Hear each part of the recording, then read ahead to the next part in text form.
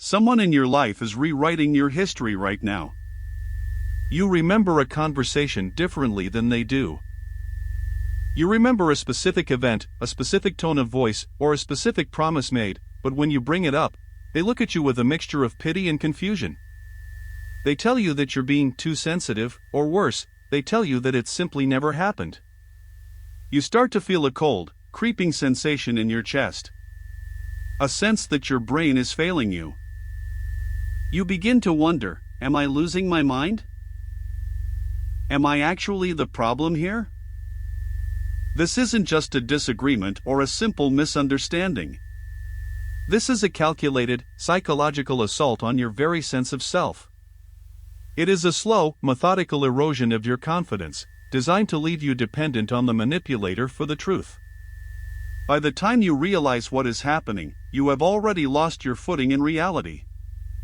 You are standing on shifting sand, and the person who caused the earthquake is the only one offering you a hand to hold.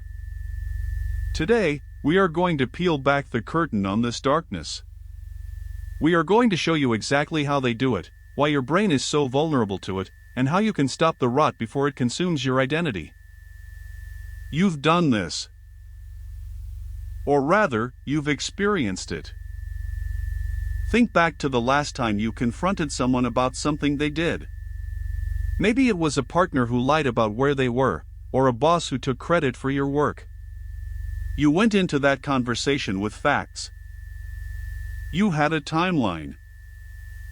You had a sense of certainty. But as the minutes passed, the conversation shifted. Suddenly, you weren't talking about their lie anymore, you were talking about your instability. You found yourself apologizing for how you brought the subject up. You found yourself defending your memory instead of holding them accountable. You left that interaction feeling exhausted, confused, and strangely guilty. You felt that fog settle over your brain, that heavy, suffocating doubt that makes you question every instinct you possess. This is the mirror effect. The manipulator reflects a distorted version of you back at yourself until you believe the distortion is the reality. You begin to view your own perception as a liability. You stop trusting your eyes, your ears, and your gut. You become a stranger to yourself, searching for validation in the very person who is systematically destroying your ability to validate yourself. This is the first step toward total psychological subjugation. To fight a predator, you must first understand its anatomy. Psychologists define gaslighting as a form of psychological manipulation in which a person seeks to make a targeted individual doubt their own perceptions, memories, or sanity.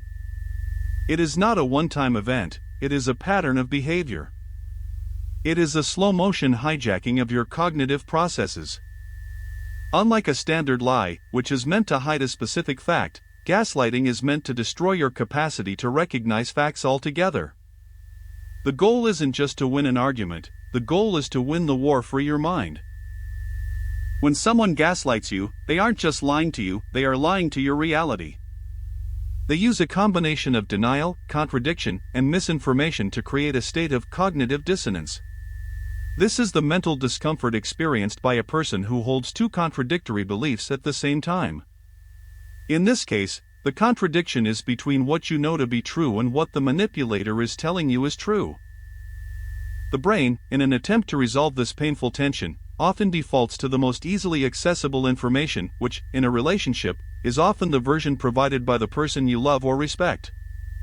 This is how the trap is set. The term itself isn't just academic jargon, it has a cinematic, haunting origin. It stems from the 1938 play Gaslight and its famous 1944 film adaptation starring Ingrid Bergman. In the story, a husband systematically manipulates his wife into believing she is going insane. He does this by dimming the gas-powered lights in their home, and then, when she notices the change, he insists that the lights haven't changed at all and that her perception is flawed. He even moves objects around and denies doing so. This isn't just a clever plot device, it is a perfect clinical illustration of the tactic. The manipulator creates an environment where the victim's sensory input is constantly contradicted by the manipulator's verbal input. In the real world, we don't use gas lamps, but the psychological architecture is identical. Whether it's a digital screen, a verbal denial, or a subtle shift in social context, the mechanism remains the same: the creation of an unreliable environment. The victim becomes like someone walking through a house where the floor is constantly moving, but everyone else is telling them the floor is perfectly still.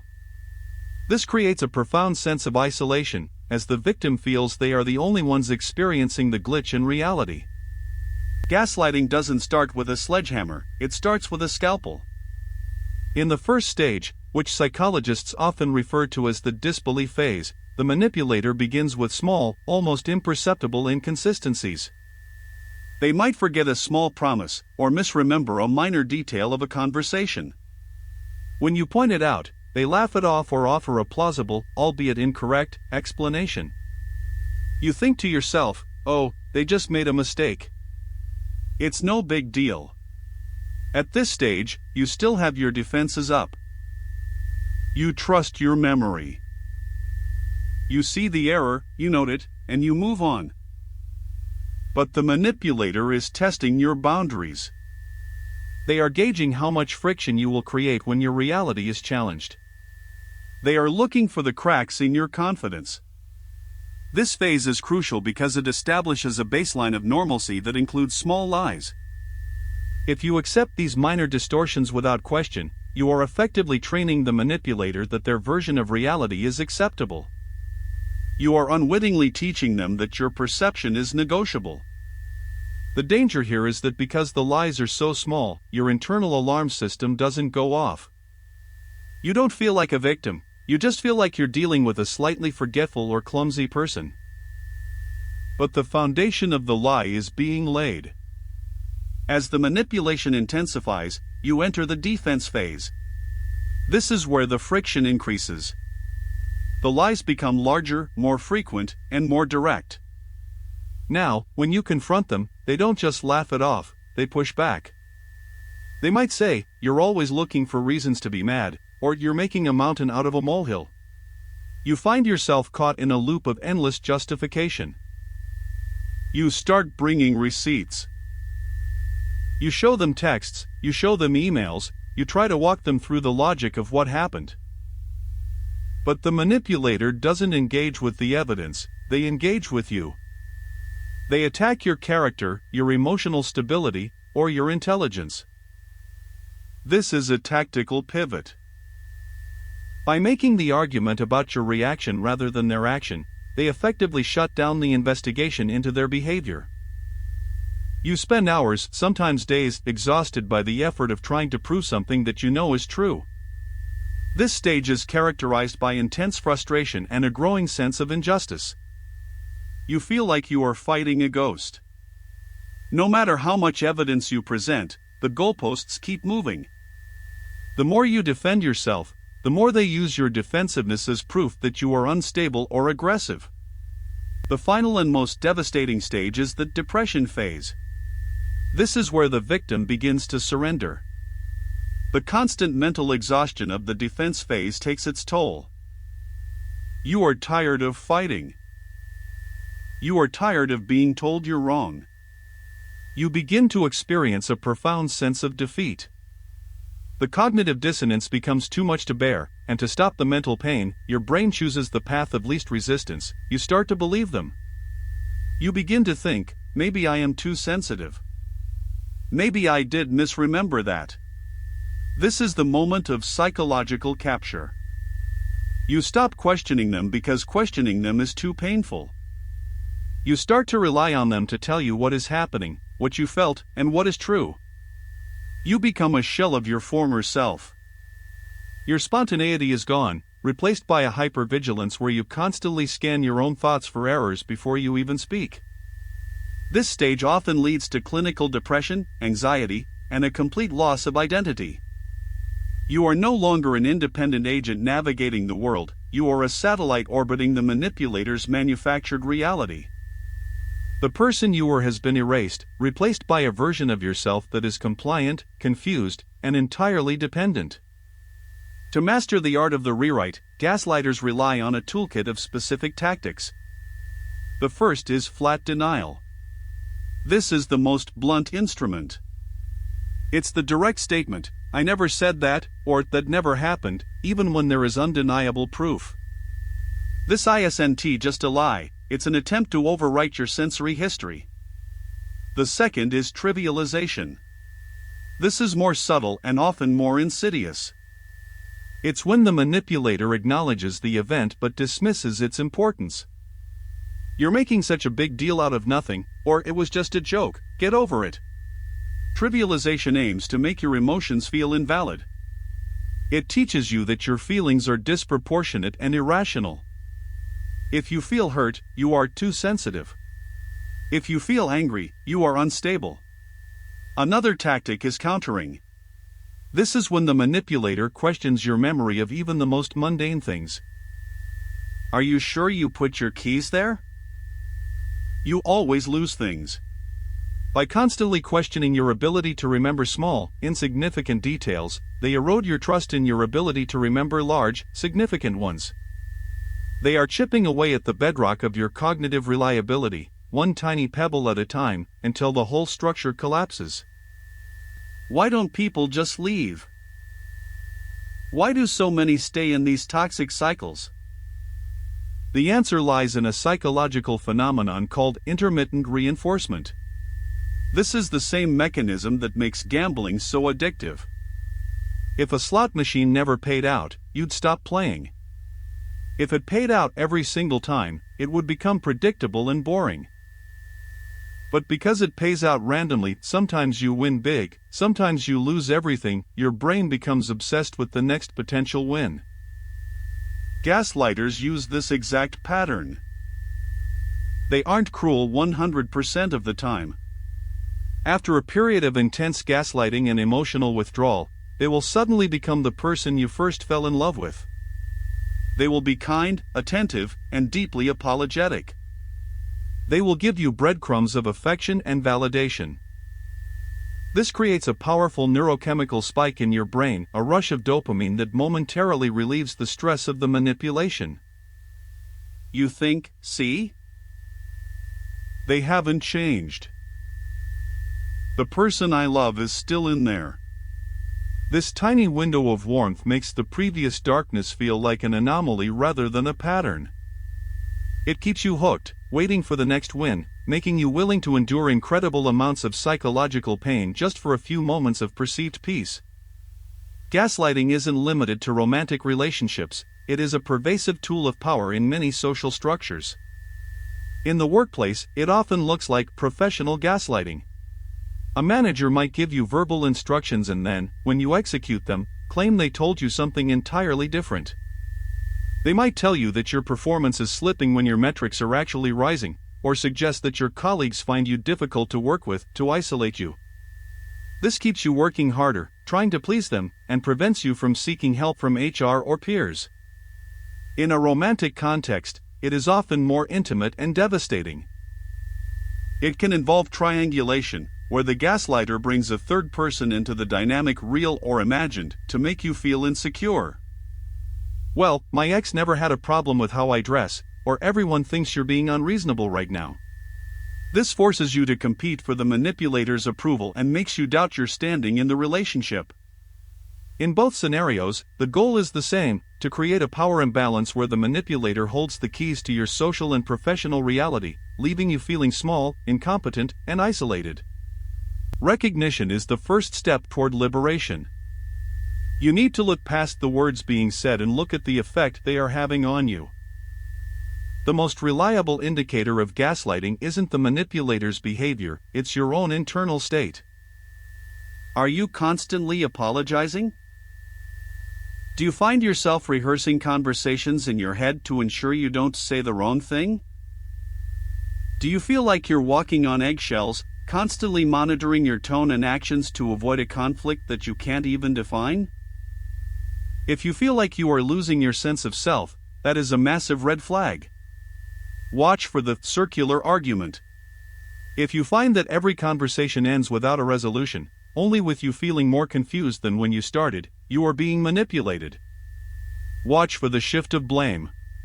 If every mistake they make is somehow your fault, or a result of your reaction to them, you are in a gaslighting dynamic. Finally, watch for isolation. If the person is making you doubt your friends, your family, or your own intuition, they are attempting to remove your external reality checks. They want to be your only source of truth. When you see these patterns, do not try to convince them of the truth. They already know the truth, they are simply using it against you. How do you fight back against someone who is trying to rewrite your brain? You cannot win an argument with a gaslighter using logic, because they have abandoned logic in favor of control. Your defense must be internal. First, you must build an external reality anchor. This means keeping a log. Write down what happened, what was said, and the date. Keep these notes in a secure, private place, not on a shared device. When the doubt creeps in, go back to your written record. The physical evidence acts as a tether to reality. Second, you must stop the jade cycle. Jade stands for justify, argue, defend, and explain.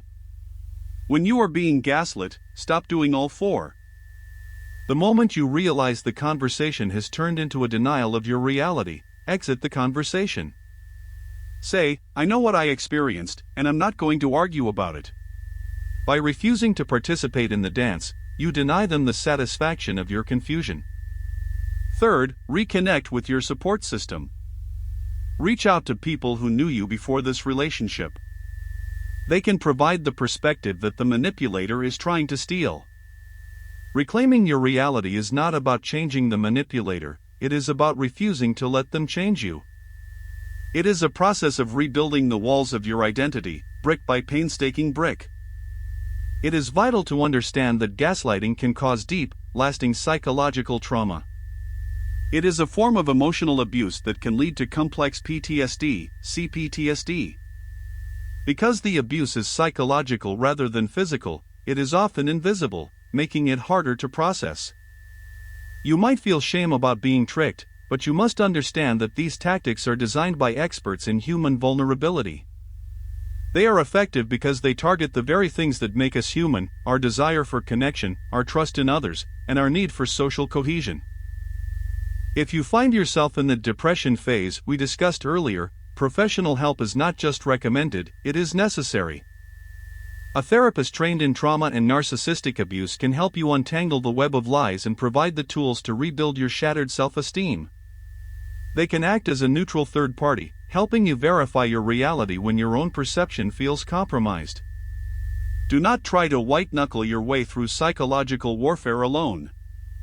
There is no shame in seeking a guide to help you find your way out of the fog. Reclaiming your mind is the hardest battle you will ever fight, but it is the only one that truly matters. We end with a truth that is difficult to swallow. Even after you leave the manipulator, even after you have reclaimed your reality, the shadow remains. This is the most disturbing part of gaslighting, the internalization. The manipulator's voice can become your own internal monologue. You might find yourself second-guessing your decisions months or even years later. You might still hear that voice in the back of your head saying, "You're being too sensitive," or "You're making a mistake." This is the psychological ghost of the gaslighter. It is a residual effect of the conditioning you underwent. Recognizing this is crucial. When that voice speaks, you must learn to identify it as an external implant, not your own thought. It is a scar, but a scar is proof that you survived. The goal is not to return to the person you were before the manipulation; that person no longer exists. The goal is to become the person you are now, someone who is more resilient, more discerning, and more deeply rooted in their own truth. You have been through the fire, and while you may be changed, you are no longer under their control. You have unlocked the mechanism of your own mind. The world is full of people who will try to tell you who you are, what you saw, and how you should feel. They will use every trick in the book to make you doubt yourself so they can control you. But now, you have the knowledge. You know the names of the tactics, you see the stages of the process, and you know how to defend your territory. Do not let them rewrite your story. If this video helped you see a pattern in your own life, or if it gave you the strength to stand your ground, please let us know. Which part of this deep dive resonated with you most? Have you ever experienced the defense phase or felt the intermittent reinforcement trap? Share your thoughts in the comments below. Your story might be the light someone else needs to find their way out of the fog. If you want to continue uncovering the hidden mechanisms of the human mind, make sure to subscribe and hit the notification bell. This is Mind Unlocked, and we are here to help you see the truth, no matter how uncomfortable it may be. Stay vigilant, stay grounded, and most importantly, stay true to your own reality.